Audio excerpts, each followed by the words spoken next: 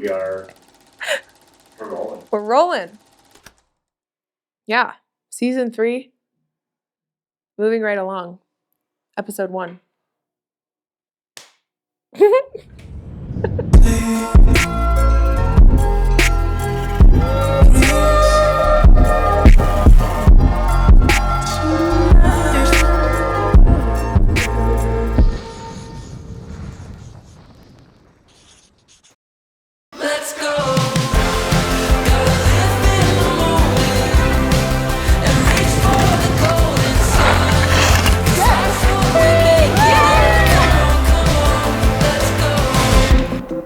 So, people have been asking me about legacy, about what I want to do when I retire. They've been asking me this for years. But the first time I was asked was quite a come-to moment for me because I was 19 years old. So I'm 19 years old thinking, well, I'm supposed to have my life planned out already? Like, I'm doing this, I'm committed to this. And the rest of the world, just realizing that the rest of the world was already thinking about what I was supposed to be doing off the snow. And the legacy question is so intriguing because it does feel loaded. It feels like you're supposed to know what the legacy of your life is going to be at 29 years old. Is that true? Is that real? Because for me, legacy is an ongoing thing. But I certainly don't know how that's going to look exactly at 29. Maybe I'm just overthinking it. But I find it hard to verbalize exactly all the things I'd love to do beyond the slopes and all the things that I'm already doing. But that's what we're going to try to do here. I struggle often with feeling like I'm an imposter, which I think is why this question of legacy is so loaded for me. You know, she's really open about some of the struggles that she's had with failure. Yeah. And what that does is that when people are looking up to her and she's, sharing these struggles and allowing those failures not to define who she is as a person, but overcoming them, then the person, the young girl, the young athlete, they can relate to that and go, wow, she struggles with the same thing that I do. And even, the struggles that she's gone through with loss of a loved one.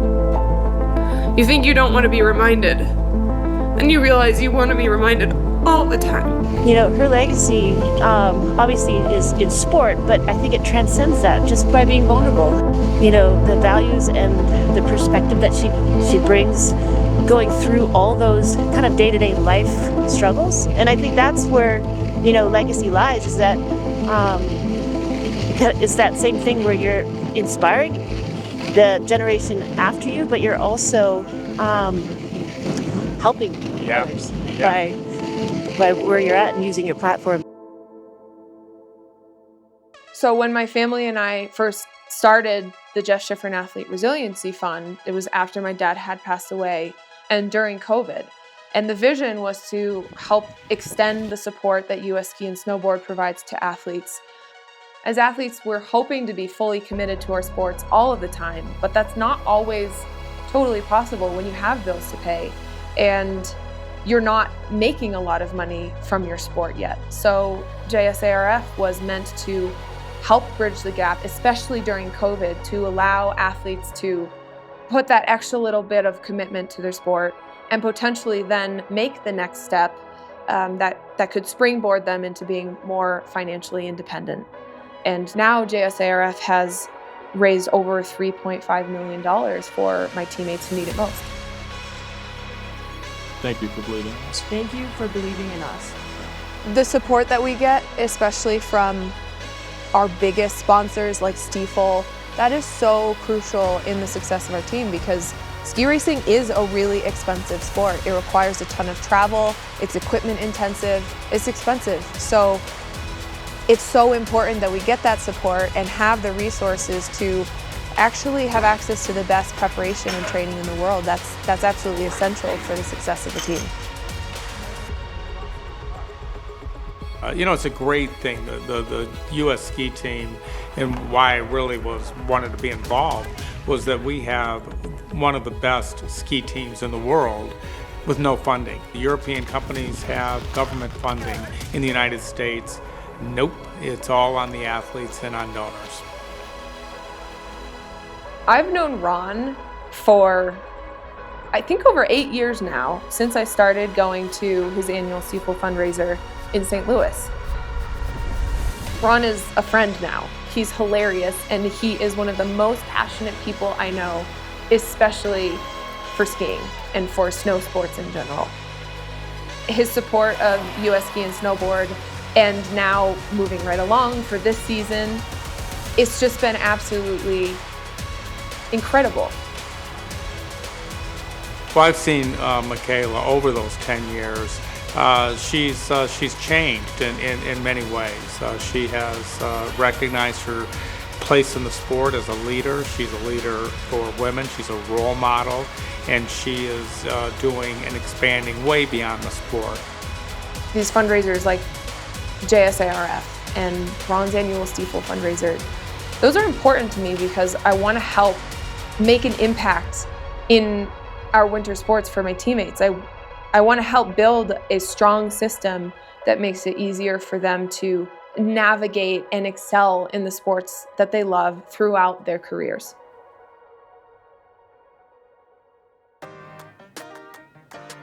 These are such cute pictures. It's a video. Remember your first time on the slopes? For many kids, winter sports are just a fantasy. Something to imagine that other people get to experience.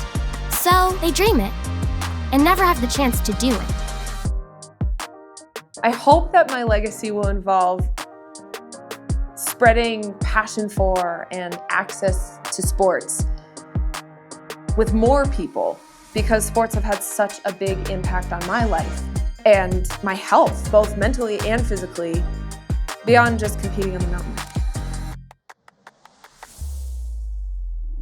I think that knowing I have a platform that can help amplify our sports and help youth who historically would have been denied access to our sport, that's one of the things that motivates me.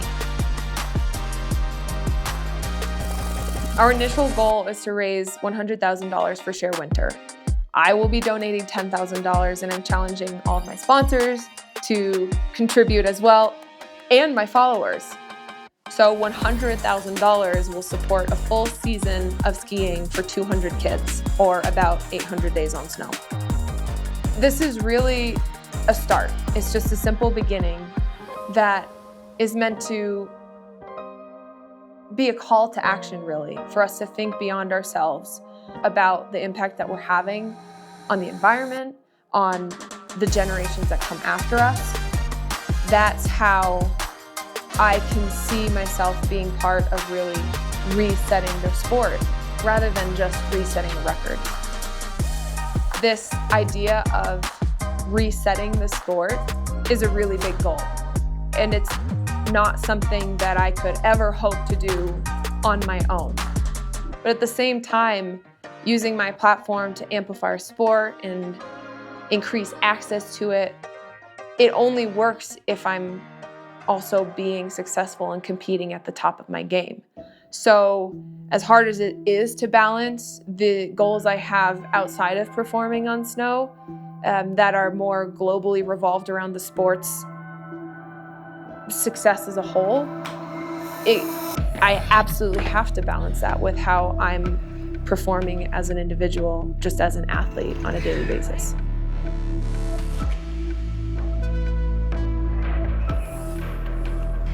It's been so awesome to join up with my tech teammates for these last few weeks, final prep before Sölden, seeing all the work that they're doing, getting to join in and work together. It's been so cool to have such a collective group pushing each other in training leading up to the first race of the season.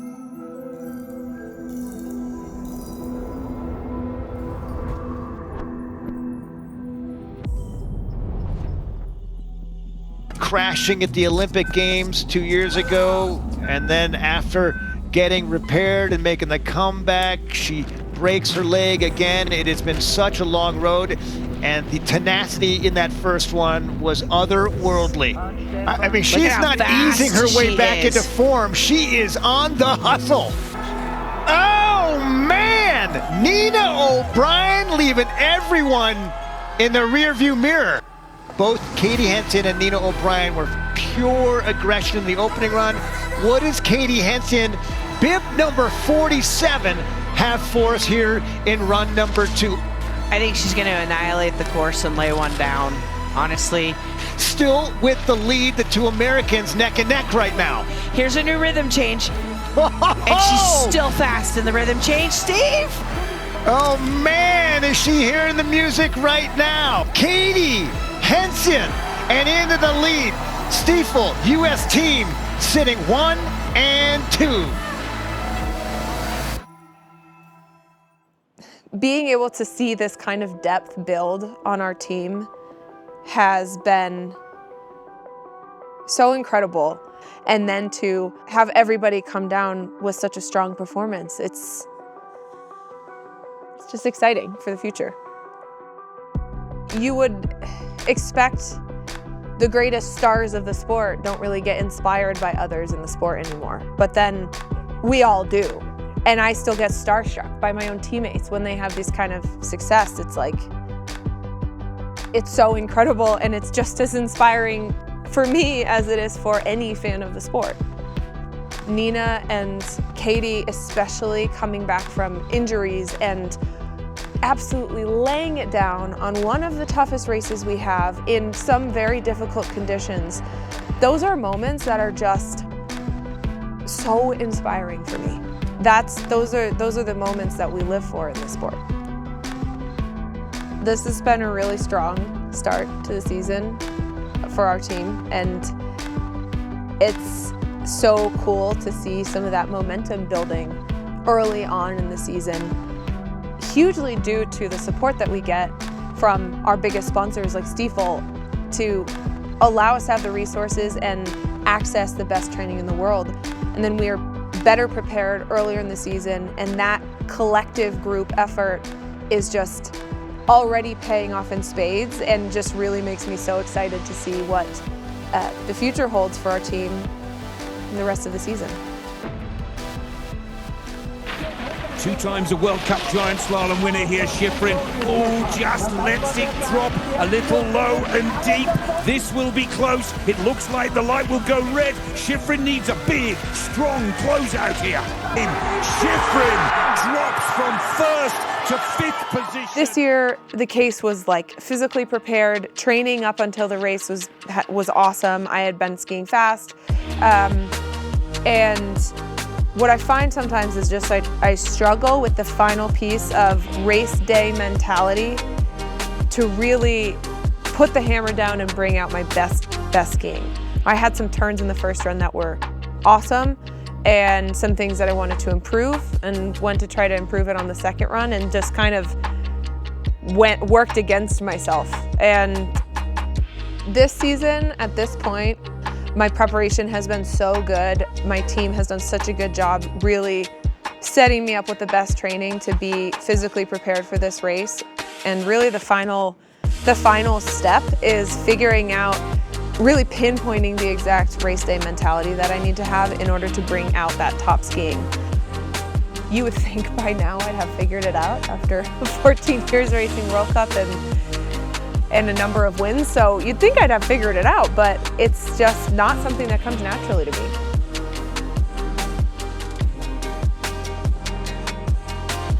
So 100 is interesting. We've already talked about it. I mean, you guys have heard me talk about this now quite a bit, but I just feel like putting more meaning to 100 with a campaign that helps increase access to youth in snow sports, that is something I care about. That's personal and tangible and creates meaning around a number that I might not personally care about in and of itself, but with a greater message, That's something that gives me motivation, and it almost takes pressure off because it's much less about expectation and a lot more about opportunity.